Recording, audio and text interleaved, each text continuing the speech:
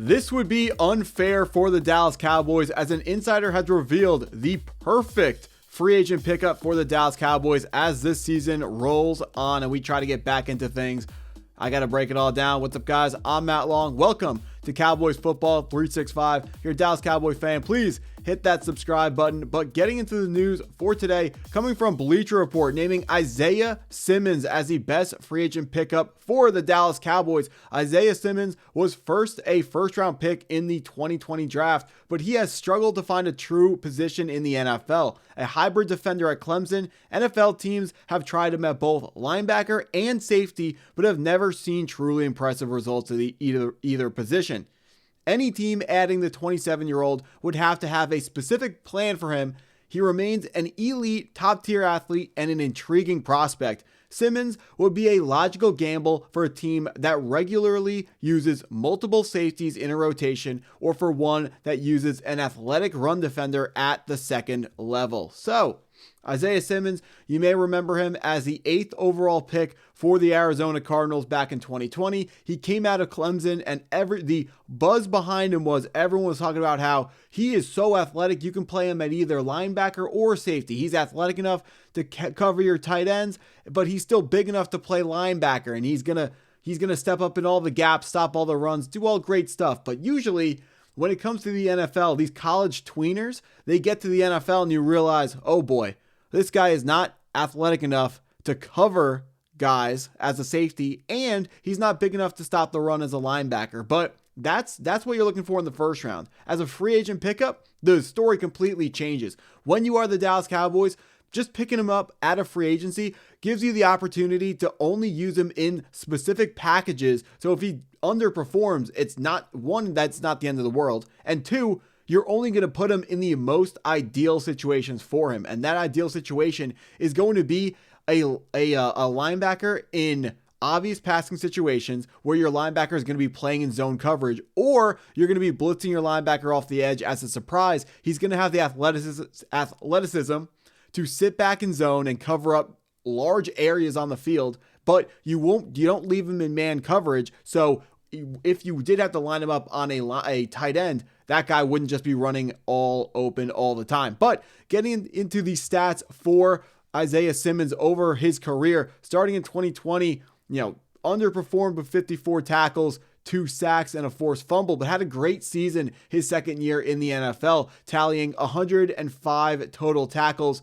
with adding 1.5 sacks, not great sack-wise, and 4 forced fumbles, but most recently played with the New York Giants, where he really didn't do a whole lot of anything. His last year of actual production in the NFL was 2024, where he only had 21 sacks, wow, that would be insane. 21 tackles, 0 sacks, and a forced fumble. So if you're looking for a guy to create turnovers, that's definitely something that Isaiah Simmons brings to the table. He's a guy that can force turnovers, and a lot of that comes from his ability to rush the passer. Would be a pure edge rusher. This isn't going to be someone that you ever want matching up against an offensive guard. He's just not going to be able to fit that in that position. That's not his game. He's going to be completely owned if you send him up the A gap or the B gap. But you send him around the outside, that's where you have your options. He's very athletic and is going to be able to track down the more athletic quarterbacks in the NFC East. Think about Jackson Dart with the New York Giants. Think about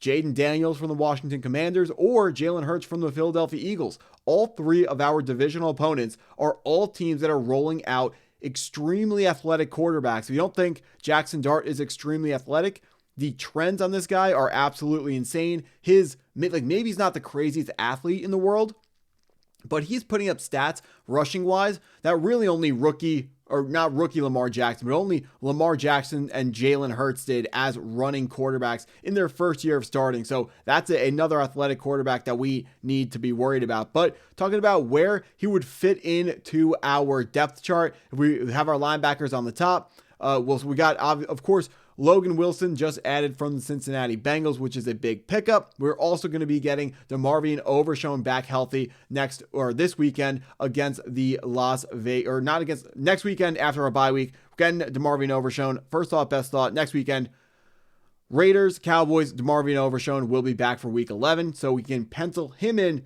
to the starting lineup as well. So where does DeMarvion Overshown step in? He would be a backup outside linebacker, most likely on the weak side, because we don't want him really near the running backs, because when on the strong side of the field, that's where the offense is going to be running the football most of the time. So we don't want him to have to make plays in that way. We want him to be more of a cover guy. So we're going to be playing him on the weak side. You would imagine he's going to slide right into where Jack Sanborn is on the depth chart currently as where Maris Liufau is for our weak side linebacker. And then he's just going to fill in specific packages where we can utilize his skill set, which is going to be rushing, specifically on the outside, and then dropping back into coverage. But now, if you do want to use him as a safety, we currently got a ton of injuries on the back end. Donovan Wilson injured, and just it's looking really rough at really the defensive back position in general for us.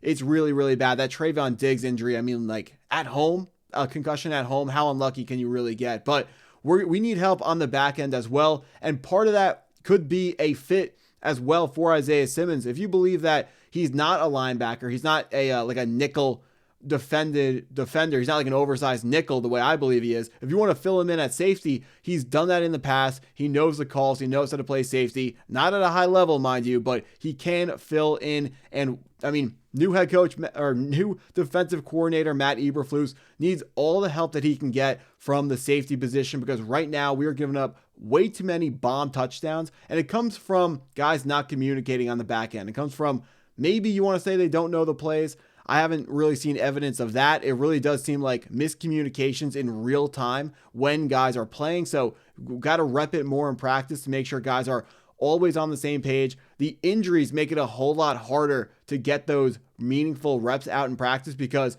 when guys are injured, you're always switching. If you're a safety, like let's say you're Wanye Thomas, when the other guys around you, like Donovan Wilson, are getting injured, it's harder to, you can't build, because first you built a rapport with Donovan Wilson, and now you have to build a rapport with the next guy coming in. And then the next guy gets hurt, you got to build a rapport with the third guy. It's just a whole lot of stuff that makes it really difficult to communicate on the back end effectively, and it's hurting the Cowboys in real time. I mean, it's not even hurting, it is costing us games. The offense is fantastic. The defense is the second worst in the NFL, points yards per game wise, only in front of the Cincinnati Bengals. Not where you want to be, and it comes from mostly the secondary giving up long pass plays. I mean, up the middle, Jerry Jones, we give him a lot of flack for saying he's going to do a whole lot of big things and then not doing it. But he traded for Kenny Clark. I know we gave up something way better, but he traded for Kenny Clark, traded for Quinnen Williams. The middle of the defense should be really, really tough to run the football against, especially when you add in the return of DeMarvion Overshown to that group.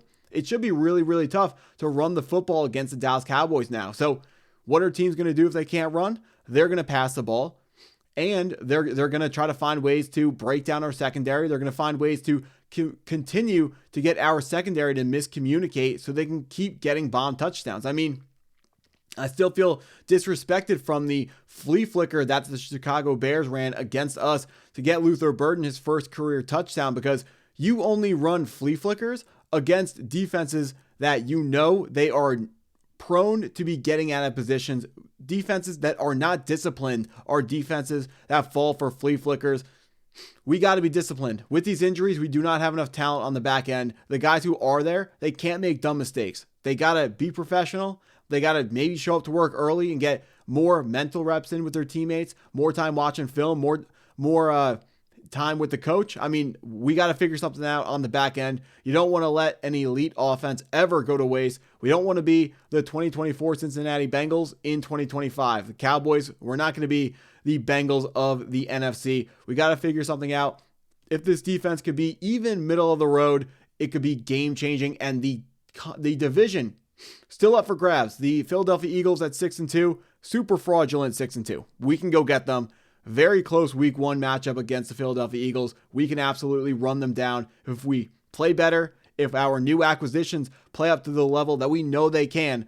But it all starts with Matt Eberflus getting the guys together, getting a high sense of camaraderie between everyone in that locker room, especially defensively. Let's get this thing turned up. Starts with the Raiders next week. Use this bye week to learn. Use this bye week to get better. We gotta figure this thing out. But that's what I got for this video. If you stuck around this long, appreciate you taking the time to watch it. Hit that like button if you haven't already. Hit the subscribe button if you're new to the channel, and go Cowboys.